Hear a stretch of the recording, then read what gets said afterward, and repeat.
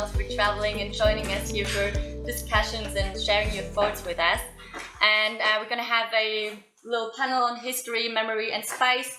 As in the last panel, we pre-prepared a few questions that I'm going to throw at our panelists, and then we're just going to engage in a dialogic format of answering them. And I would just already dive into it. The first question, which is of memory of an event, of a space, of thinkers can be colonized, and by whom and in which ways. But I don't know if any one of you feels like starting here, otherwise I just pick Miguel because he's sitting next to me. Okay, well, thank you, I will start it. Thank you very much, Sophia. Thank you very much for the organizers, for the invitation. Well, I think there are two main ways of colonizing, of two types of memory colonization, of colonization of a memory. The first one happens when a particular context, particular event, colonial context, is represented as non-colonial. And this is particularly present in former metropolis, when they paradoxically removing the colonial context is a sort of a second form of domination and a form of memory colonization. It happens, for instance, in Portugal. We have this grand narrative on the discoveries, on we the navigators, we that discovers the world, that gives new worlds to the world. And this is a type of discourse that I can talk a little bit more after, when and how this discourse gained force around the 18th century, but particularly in the 20th century, in the beginning of the 20th century. And this narrative is a way to forget the colonial domination. I mean, the enslavement of African people, the exploitation of people and nature, the cultural oppression, racism. So, and it's a very difficult issue in the country still nowadays. So I think this is one way of memory colonization. And this is important because it's very linked with the country's identity narrative. In Portugal, we have this identity narrative that is present everywhere, or as a colonial, non-colonial country. I will talk a little bit more about this. And the second way, thinking in former colonized spaces, is when dynamics of exoticization, for instance, and again of depoliticization, are evolved, a context, an event, and so on. I'm thinking about the work of a friend of mine, a colleague, Inês Rodrigues, that worked on roças of São Tomé e Príncipe. São Tomé e Príncipe is a country, former colony of Portuguese empire, and it is a slavocratic society with roças, I mean plantation states of cocoa and coffee.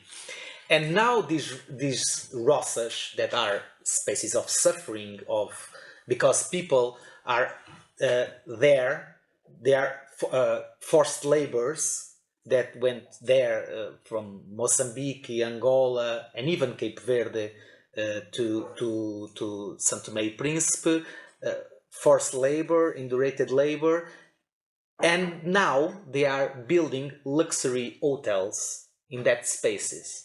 So I think this is also a way of colonizing memory, because it is a way of creating an almost dystopian experience from suffering and colonialism and colonial domination to a sort of recreation of Africa as a paradise, as an Eden, as a space with sun, fruits and relaxation for Western consumption.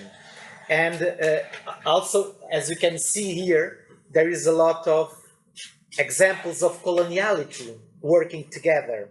The forgetting of colonial violence, the explosive violence, but also the slow violence, a stereotyped view of Africa, Western conception, and the articulation of colonial imaginary with international capitalism, and the way that sometimes also internal and local economic and political elites are linked with this international capitalism, and that transform a certain idea of Africa as a product. Thanks so much. That was already really insightful. Maybe Shampa, you want to go next and tell us a little bit about how memory colonization, or maybe not colonization, features in your work? Sure. Thank you so much.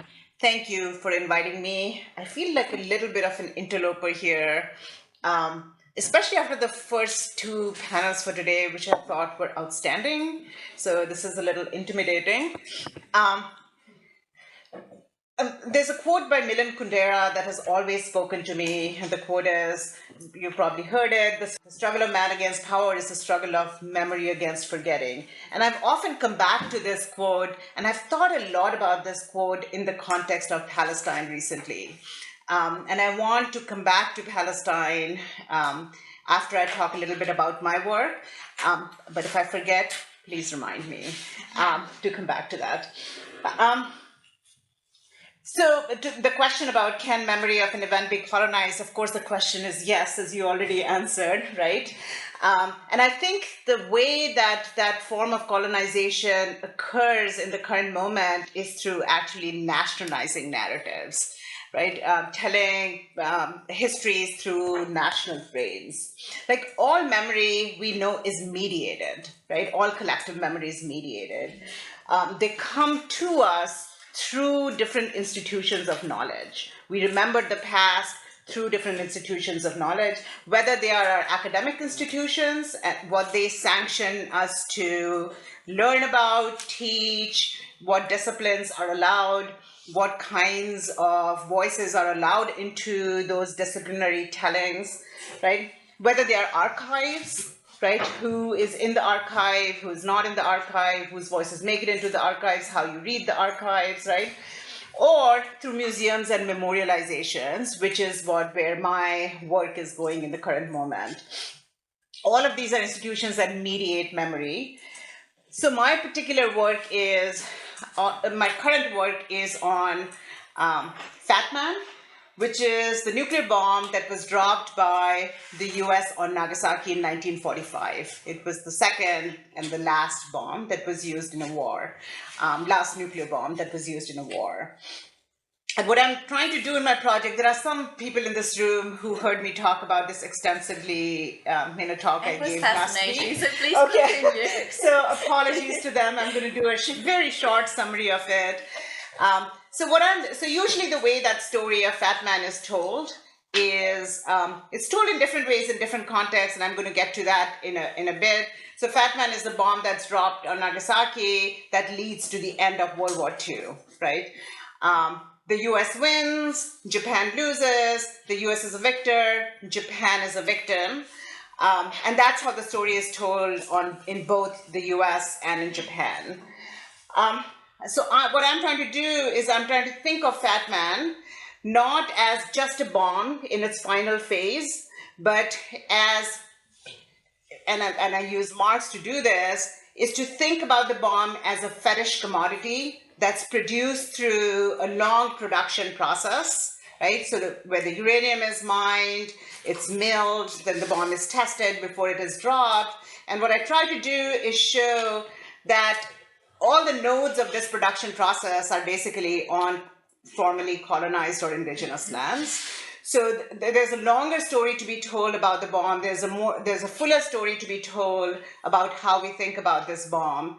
And it's a better story, if it's a more inclusive story, if we include all these different nodes, all of which were nodes at which there was considerable death and harm done to peoples, right, through radioactive contamination. And my work actually looks at this chain through, and the way I conceptualize it is, and I'm not going to talk much about it here, is through waste. I think about waste as a category of analysis, not just nuclear waste, but the wasting of bodies, the wasting of lands, the wasting of animals, the wasting of landscapes and trees, right?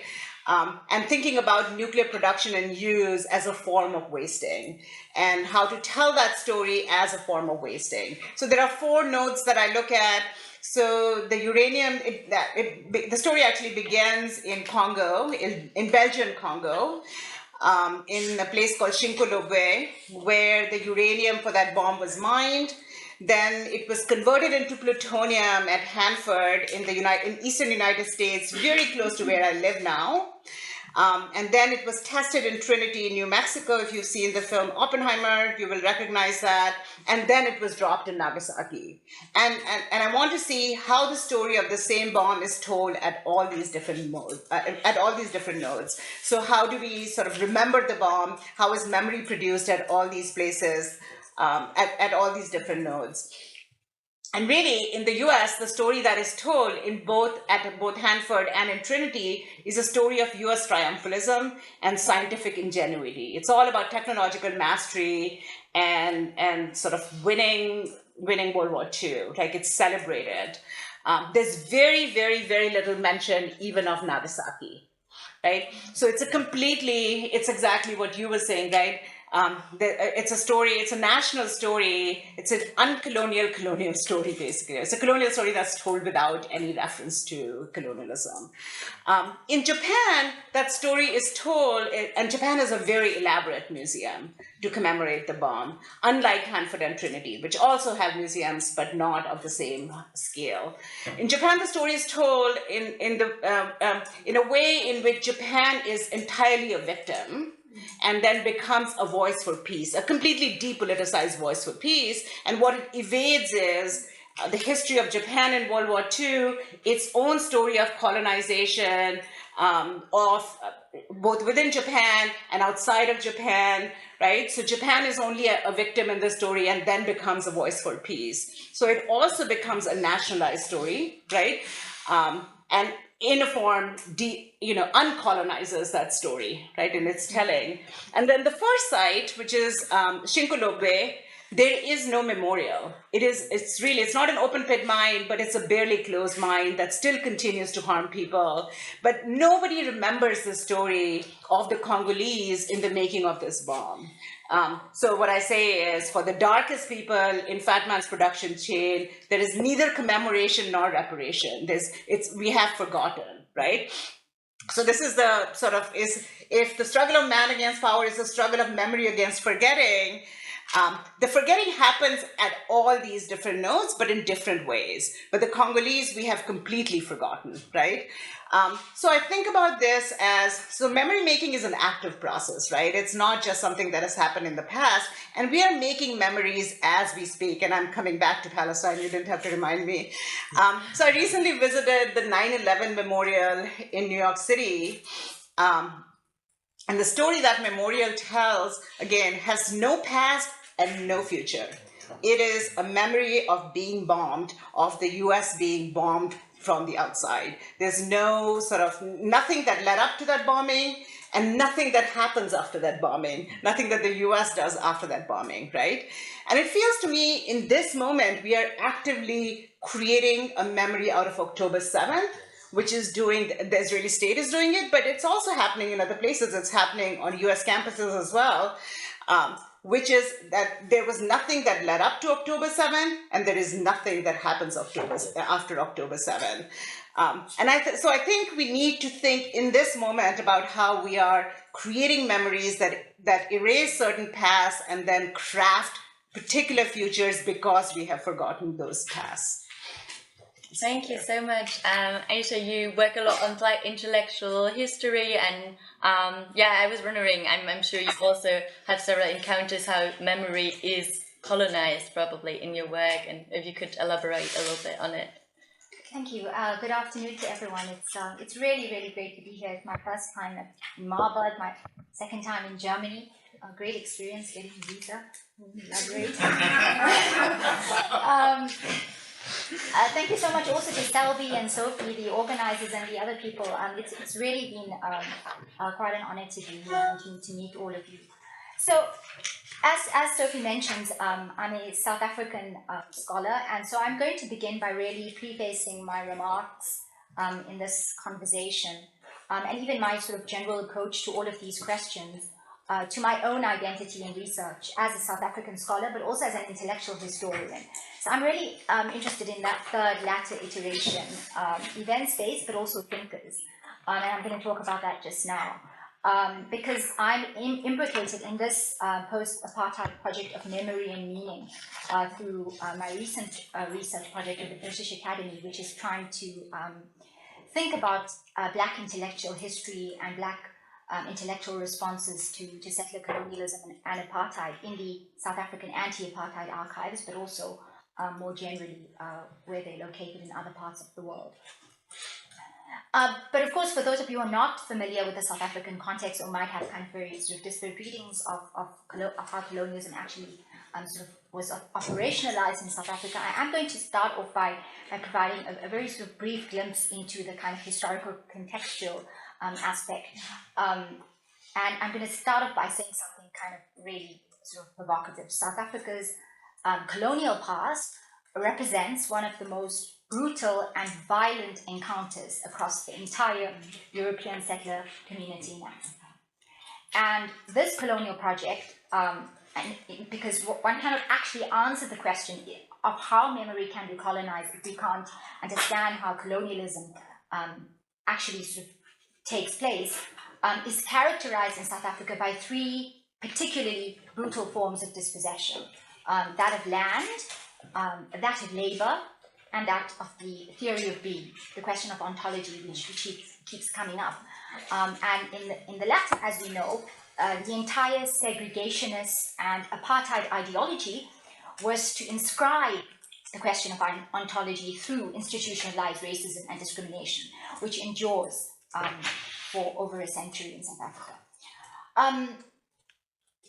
The violent encounter experienced by South Africa's indigenous population is what Walter Mignolo describes as the darker side of coloniality. I'm not going to go into this because the theoretical contours of this idea is something that many in the room are already familiar with, but it has a particular kind of salience in relation to the South African context. But what we find in South Africa is when we try to answer this question of whether memory can be colonized, particularly pertinent in the context of post-apartheid South Africa, where the struggle over historical narrative continues to shape national identity and political discourse. And the next question, obviously, is about that, and so I hope to sort of exemplify the contours of that just now. But I think to address this, we must acknowledge that memory, far from being this neutral repository of past events in South Africa, is a really, really contested space. Where power relations continue to kind of reproduce themselves in every way. And because South Africa is this kind of social political laboratory of all of these different things, race, class, all of these intersections, it really kind of takes on some very remarkable and interesting features. So in South Africa, the colonization of memory occurs through multiple, often kind of intersecting processes. And primarily, I argue in some of my work, it's enacted through this construction and perpetuation of a skewed historiography. And so as an intellectual historian, what I'm trying to do, or what I'm trying to argue for, is how do we go to kind of rectify imbalance when we're excavating archives, the skewed historiography. Because so much of the country's history is seen through the lens through a privileged kind of white settler narrative over indigenous experiences. And so these historical biases, kind of deeply rooted in the colonial period and in the apartheid era, continue to kind of shape and influence even our contemporary understandings of South African institutions, its histories, this, despite all of the efforts at kind of revision and redress, and even all of the efforts by sort of the current African National Congress government to rename buildings and streets and statues and to pull statues down by the students. We'll talk about fees must fall just now. But I think for me, and for those of you who think about South Africa, there's one particular sort of person who everybody sort of associates, right? It's the figure of Nelson Mandela. And so I've just been finishing off this book in the train, and everybody kind of, you know, he has this sort of iconic a way in which he captures the global imagination. But also, I think, and to kind of link Mandela to this question, and he's a figure who I'm drawing upon quite extensively and looking sort of across all of his archives to kind of to rethink his political thought. Mandela, for me, provides a very compelling instantiation of how memory can be colonized, even when, you know, those of us in South Africa who are reading him through the archive, look at him as this sort of formidable anti-colonial figure. So in the years following apartheid, we know that we witnessed this process of what we can term global commodification of Mandela's image. This process where, while seemingly kind of celebratory to the world, results in this very simplified, kind of decontextualized narrative that obscures the complexity of his both his personal political journey, but also the broader struggle against apartheid, seen through this kind of very, very crude liberal material lens. And so there are various ways in which this actually takes place, or the mechanisms, sort of epistemic mechanisms that this endures. But first, there's this tendency towards hagiography, and this is something, again, that I argue quite a lot about in my writings. Sort of this, how do we transform Mandela, or how is Mandela transformed from a complex political figure into this one-dimensional icon of reconciliation? The Mandela moment, the miracle, the transition. The narrative, while emphasizing important kind of aspects of his legacy, downplays, of course, the earlier advocacy for armed struggle, right? The critiques of economic inequality, all of these things, which, you know, Mandela was really at the forefront. You know, most people actually want to sort of completely erase the aspect of Mandela's legacy that is not just endorses, but also puts kind of an interesting theoretical and practical sort of expose in favor of violence. So it's a form of historical revisionism that ironically serves to kind of depoliticize, as Miguel was talking about, one of the 20th century's most significant political figures. But secondly, there's also this thing about the international adoption of Mandela as this global symbol of peace and reconciliation. Many people in this room work on reconciliation and transitional justice, etc. We know about this. And while not without its merit, it comes at the cost of this nuance and complexity of understanding South African history.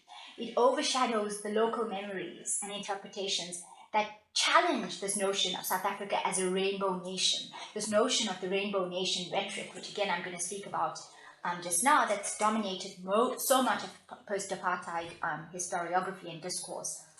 Secondly, there's also this commercial appropriation of Mandela, and this is the capitalist, global capitalist aspect. You know, this commodification, you know, is another form of memory colonization, reducing a complex historical figure to sort of a marketable brand, which is also really insidious in its own way. So I think it would be sort of so remiss for me to suggest that that the colonization of memory in South Africa has gone unchallenged. Anybody who has any experience of South African politics, South African university spaces, will know that you know, South Africa continues to remain at the forefront of these debates. And so there are South African activists, historians, ordinary citizens, students, as we've seen since 2015 and 2016 on our university campuses with the Roads Must Fall and the Fees Must Fall movements, work tirelessly to present more contextualized narratives of South Africa's history, and to also kind of attempt to decolonize this the same historiography by centering or calling with the importance of the urgency and importance of sort of centering marginalized thinkers, indigenous voices, to complicate the binaries and the simplistic narratives of the past. I'll stop there because there's a lot I want to see. The next round is coming up. So, Another John, thanks so much to all three of you. I think you already pointed a lot of really important mechanisms here, like skewing, dispossessing, depoliticizing, exoticizing, forgetting, erasing, sanctioning. I think we could go on with like all the different aspects of colonization of memory.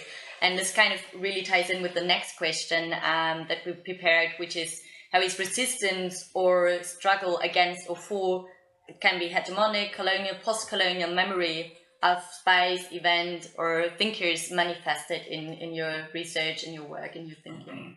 And maybe, Ayesha, as you were just really starting to warm up here, and maybe you want to start first and then we go the other way around. So, thank you. I think this is such an important sort of segue question to the previous one, it provides a good sort of interlinking.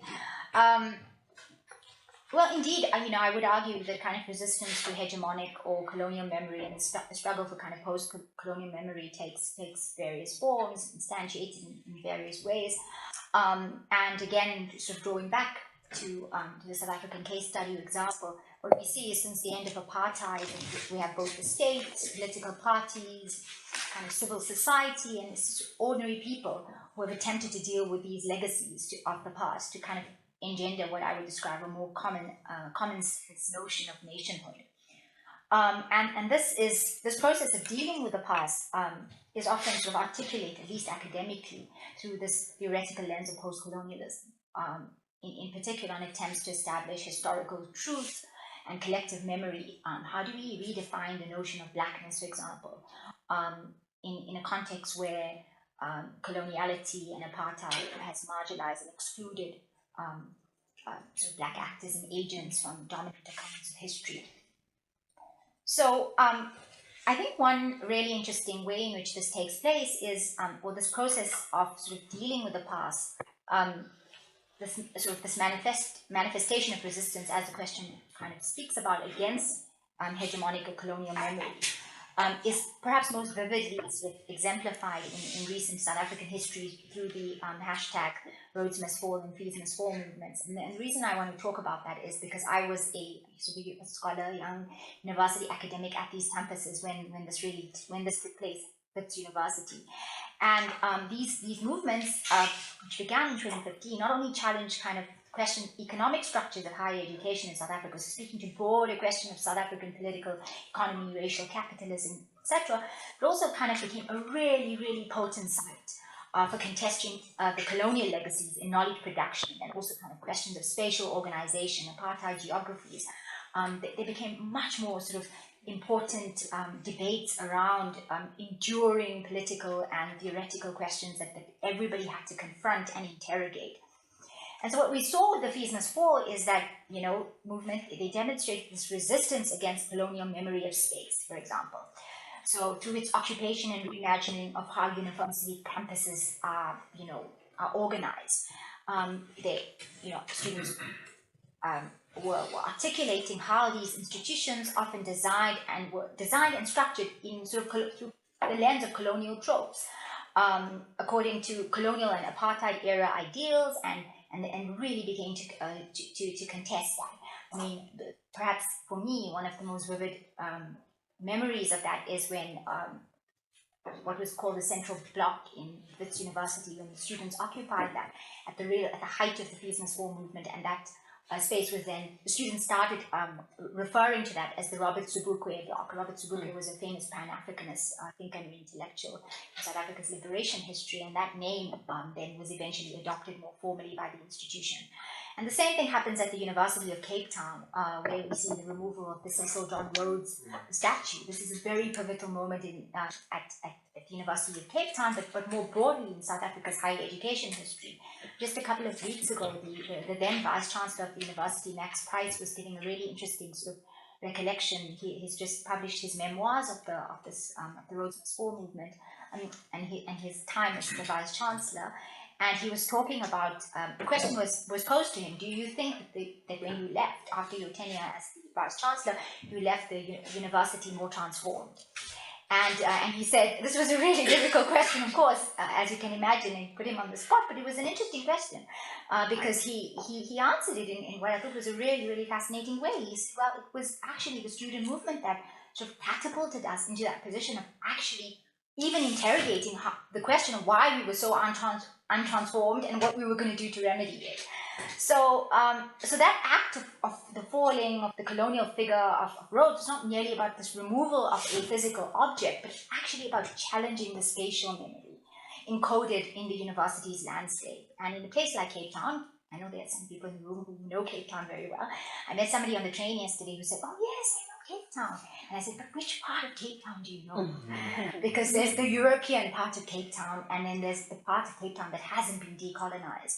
And so when you go into Cape Town, there is definitely the sense in which you see not just apartheid spatial geography and all of the gentrifications of that, but you see forms of racial supremacy so intact that you can just, write a whole sort of discourse about the question of decolonization in South Africa just based on some of those images in front of you. So there's that kind of question of symbolic geographies, etc.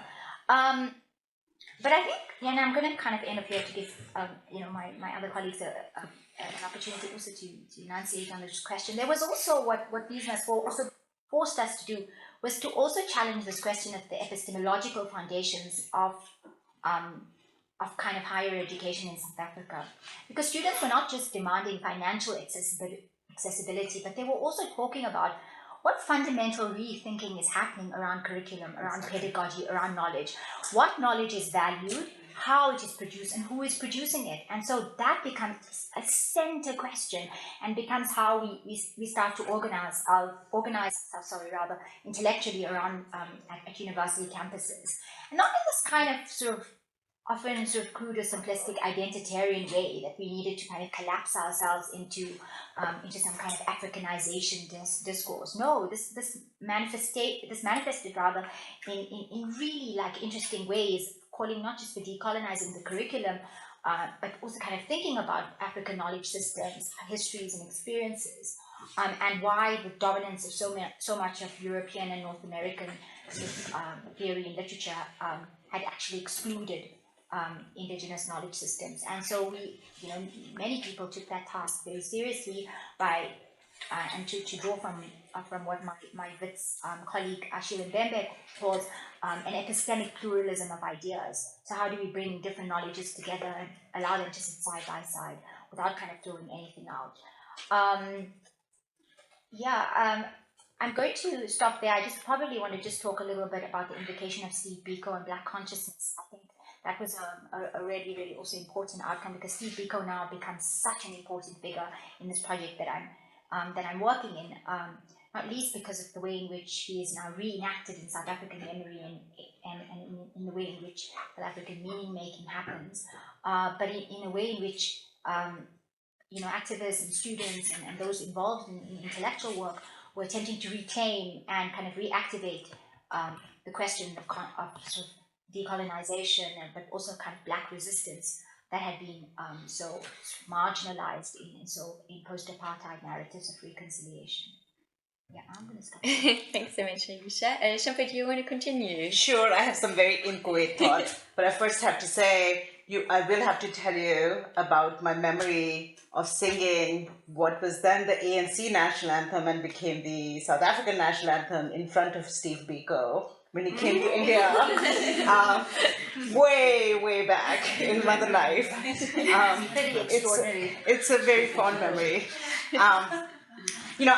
Your comments make me think the way that Nelson Mandela has become commodified is also the case with Martin Luther King Jr. in the US, very much, and with Gandhi globally, right? Where the most radical sort of their thinking becomes evacuated and they become this depoliticized voice of nonviolence. Not unlike what happens at the Atomic Museum in Japan in some ways. And I also, the Rose Must Fall movement also, of course, comes to the US with the movement around Confederate statues, right? And it occurs to me that, and US campuses right now are very, very active, right? Students are active, not just in calling for telling counter stories about important figures in the making of universities, but also in the struggle for Palestine, right? They're very, very active. My university is named after a missionary who settled in the area in which the college is located, Marcus Whitman. And every year on Indigenous Peoples Day, which was, I think, 2 days ago, students at the university, there's a statue of him that sits right at the outskirts of the university, so we don't really have to deal with it. We are ashamed enough that we put it, so it's not very visible, but we still don't want to get rid of him. But every year, students will spray that with red paint, paint genocide on it. And there's a little bit of conversation, and then it kind of disappears, right? So so we're living in a moment in which both students are active, they're thinking about this, and their energy and activism is sometimes used by the university as a way of projecting this active student body, but at the same time as we are seeing massive cuts across the board in fields of study that actually would open up the curriculum in new ways. Right, the cut of humanities departments, foreign language departments, race, gender, ethnicity, ethnic studies departments. So there's a tension right now, and I'm not sure where that goes. So I want to think about sort of two ways in which, in my project, I've seen sort of some forms of resistances to the ways that memory has been colonized. So the museum at Hanford that I just talked about tells a story of US triumphalism in making of the bomb and helping win World War II.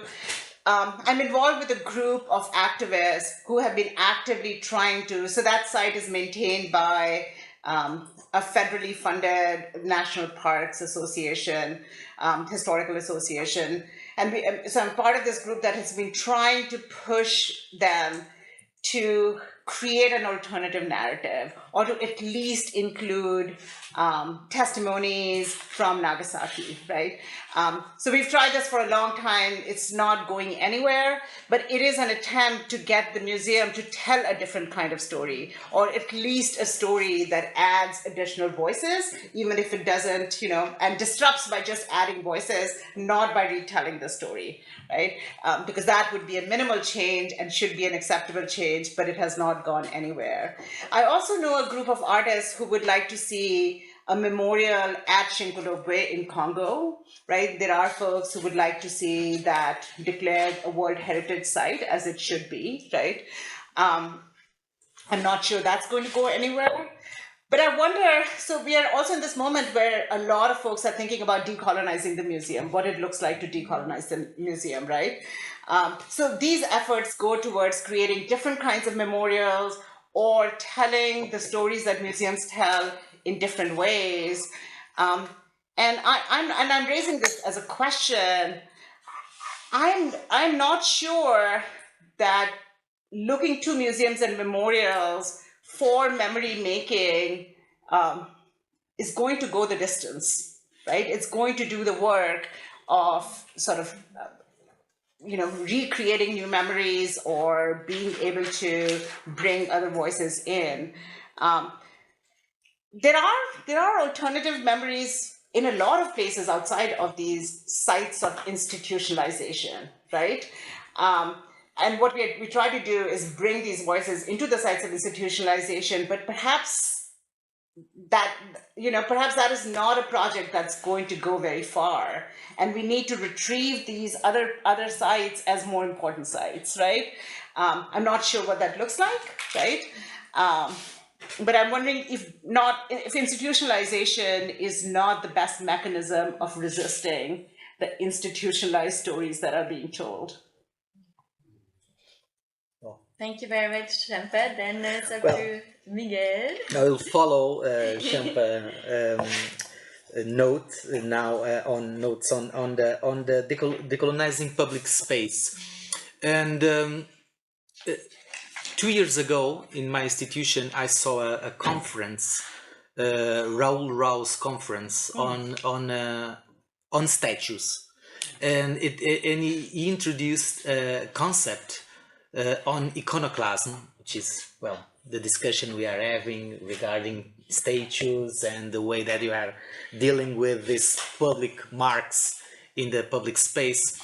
And he talked about iconoclasm from above, the iconoclasm made by governments, throwing away statues of dictators after a regime change, for instance, and iconoclasm from below, made by social movements, by subaltern groups, and so on. And maybe I was thinking right now that it is possible to introduce another differentiation: iconoclasm in the metropolis, or in the former metropolis, and iconoclasm in the former colonized spaces. And I will introduce you another important thinker. We are Ayesha and Shampa was talking about Mandela, Gandhi, and Martin Luther King, and how they are depoliticized in a way. And there is this important thinker, politician, Amilcar Cabral, that led the liberation struggle against the Portuguese colonialism in Guinea and Cape Verde. And I would like to show you a video that I made in Cape Verde, 2 minutes video, that I think these elements of decolonizing public space, iconoclasm from below, iconoclasm from above, and the coloniality that is present in former colonized spaces is really present. So, and I will comment there then really after. Yes. Or you can Yeah. just state yourself. Yeah. This is an important context. There are 2 statues. This is the Diogo Gomes statue. Diogo Gomes was the Portuguese that discovered the Santiago Island, the one of the main island of Cape Verde. And there is this big statue built in 58 during the colonial time that was removed the night before independence in 75, and it was replaced in 91. If I have time, I will explain you when you talk about ruptures and continuities what happened in 91 in Cape Verde. And this statue is there. And there is also a memorial to Amilcar Cabral, built in 2000. It was offered by the Popular Republic of China, which is something that I think it's possible to see in the and it is also a matter of discontent regarding this representation, because Amilcar Cabral was not this kind of Mao Zedong with Cabral's head. But this is also interesting. But another element that is interesting is that the Diogo Gomes statue is looking at the ocean, looking at the horizon in the high part and the symbolic relevant part of the city, right next to the presidential palace. And Amilcar Cabral's statue is looking at the cemetery below. And I will show you the video.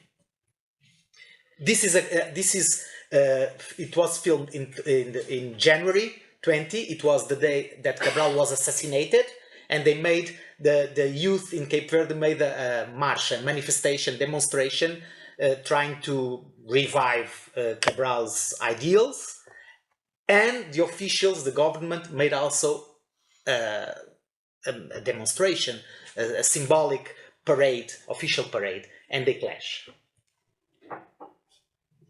You just have to press play. Yeah, it's very confusing. Hard to sorry.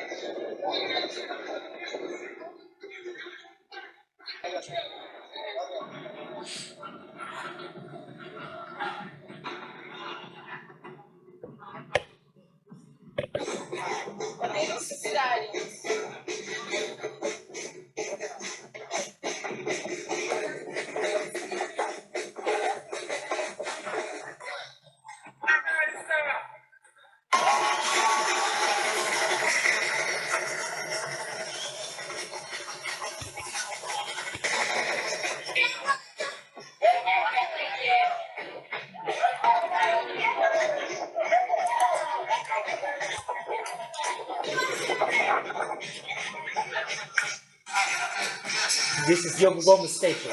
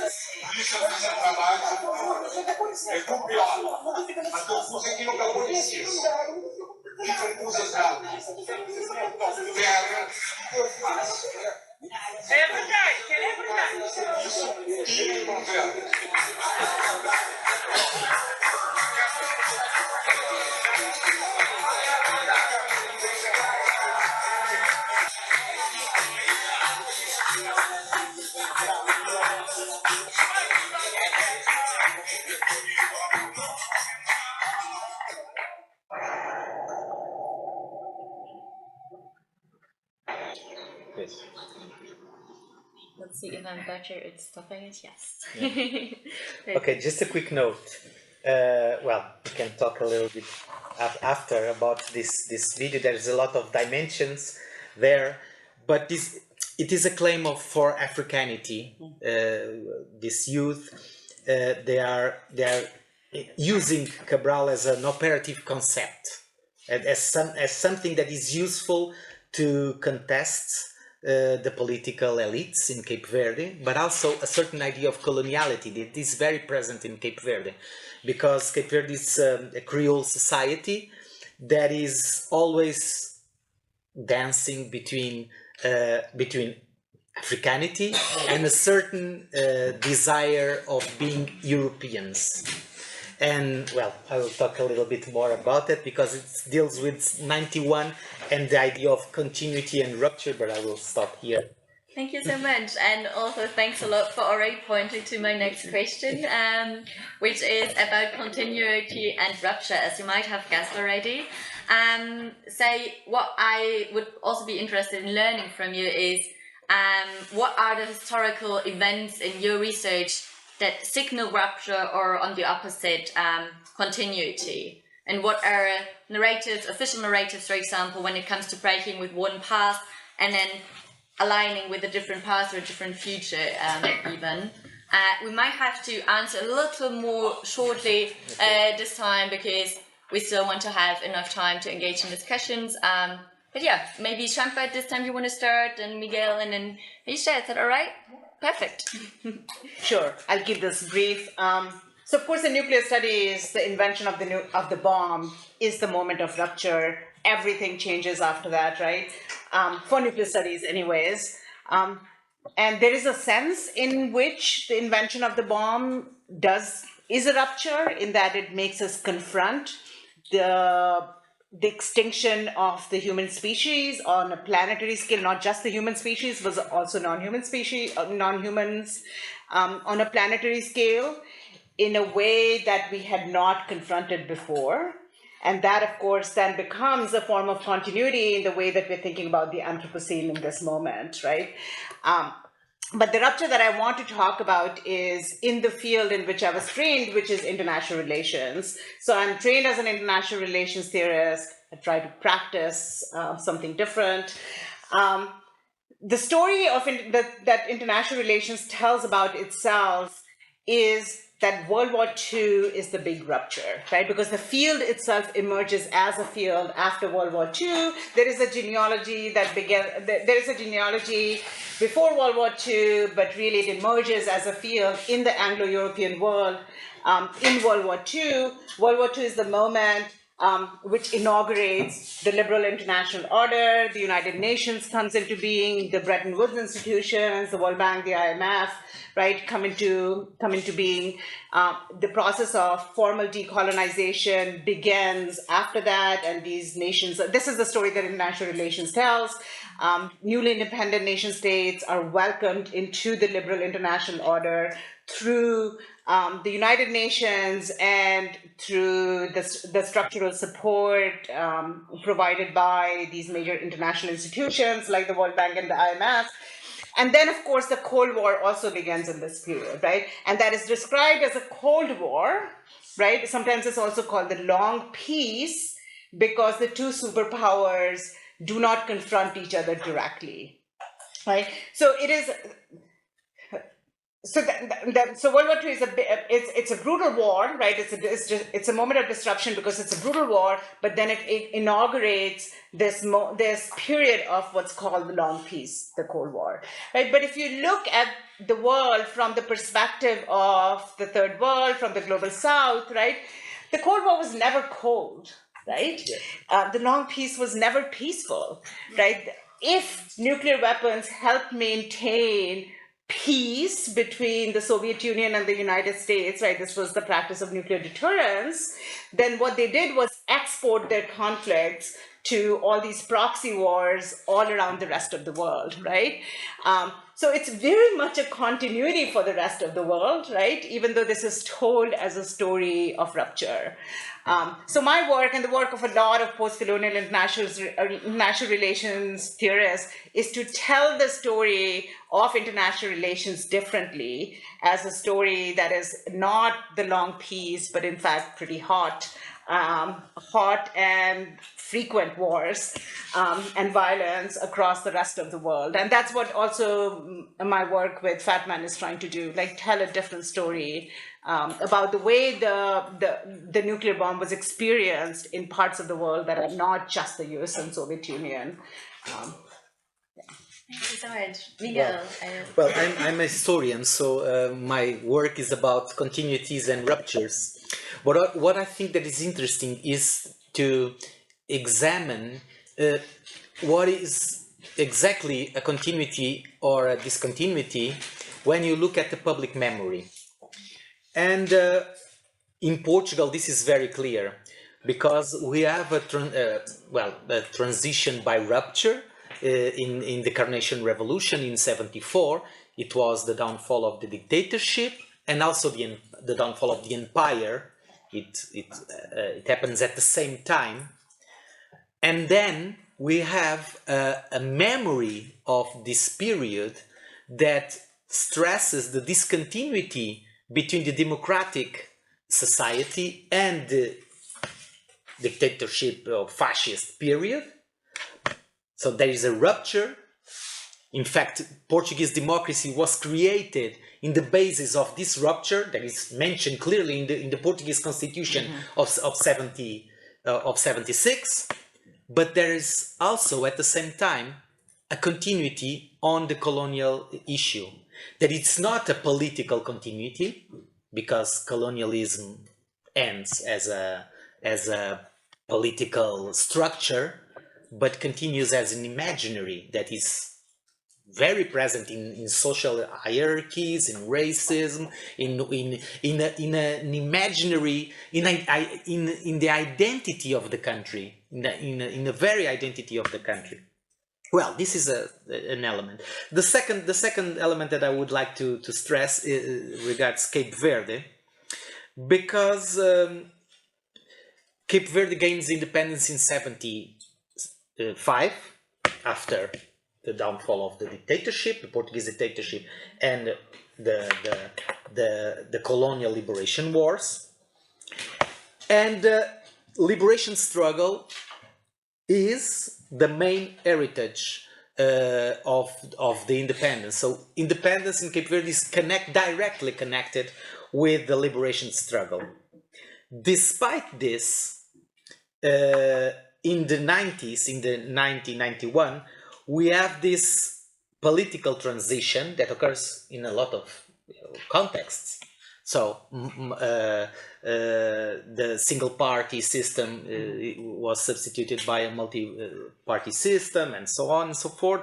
Liberal democracy, I would say, and there is also, this is what is interesting, there is also a mnemonic transition that is seen as a continuity in Cape Verde society, but is actually a rupture. And I would like to show you, this is Portugal. This is a Portuguese statue that was decapitated in 75. It was the statue of the dictator, of Salazar. It was decapitated in 75. And just to illustrate what I'm telling previously, in Santa Combadão was the hometown of Salazar, and in 2010, right in the same place, was built a monument to the heroes of the overseas. So the memory of anti-fascism is present. The memory of colonialism is the memory of the uncolonial, or is the memory of our presence in the world. So it's a non-colonial memory of colonialism. Well, Cape Verde, in 91, they made the mnemonic transition, and there is an anti-colonial new memoryscape. The flag was substituted by a flag that is, well, I know you recognize this type of flag, no? Like, well, that was the Pan-Africanist flag, and that one was, a blue flag. And that one was Amilcar Cabral in the notes, and this one was Baltazar Lopes da Silva, is a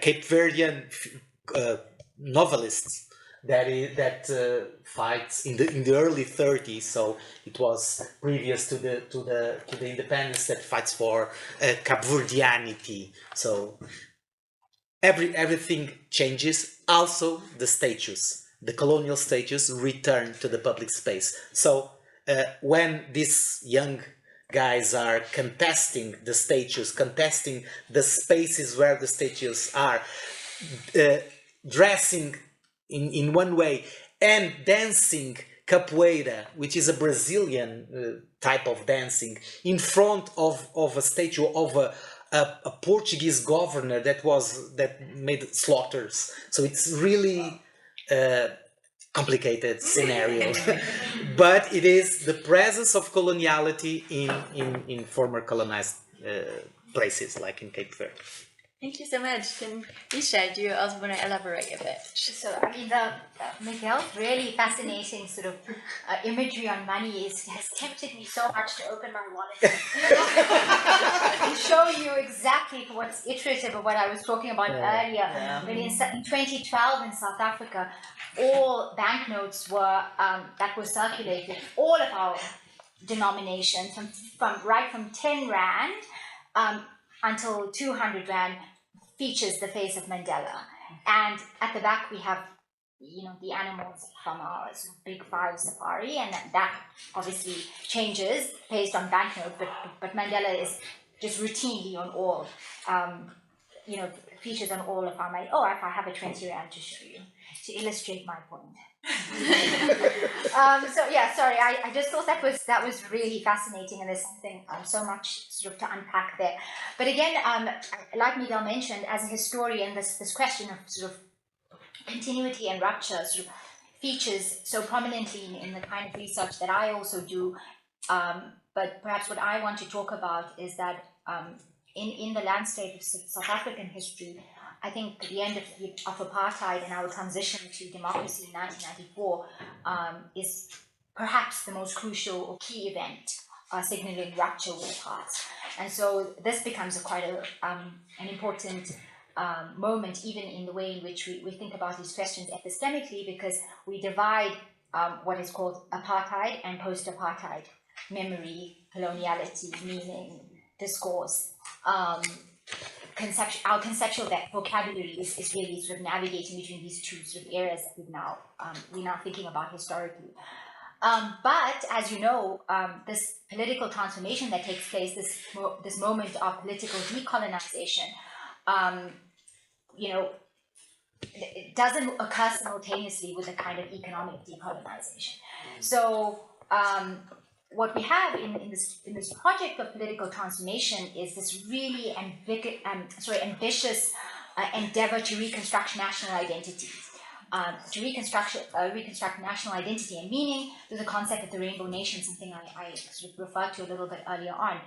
It was popularized by Archbishop Desmond Tutu. It was embraced by Nelson Mandela in his government, and this idea really articulated this vision of rupture from South Africa's apartheid past in several significant ways, key of which is this transition to majority rule and even sort of voting rights for all, so political participation through the electoral vote represents this really fundamental break from the racist political system of apartheid.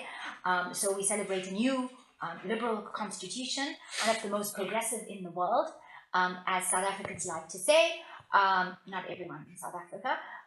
The principles of equality and human rights in stark kind of contrast to apartheid legislation, but also symbolically, what we find is this adoption of a whole lot of new things. And so you spoke about it a little bit earlier about singing the national anthem. The national anthem was a sort of a liberation. It was crafted by a South African writer and artist, Enoch Santonga. It's called Nkosi Sikelel' Africa. It becomes the national anthem. God bless South Africa, and a whole lot of different things which are quite distinct from its apartheid predecessors.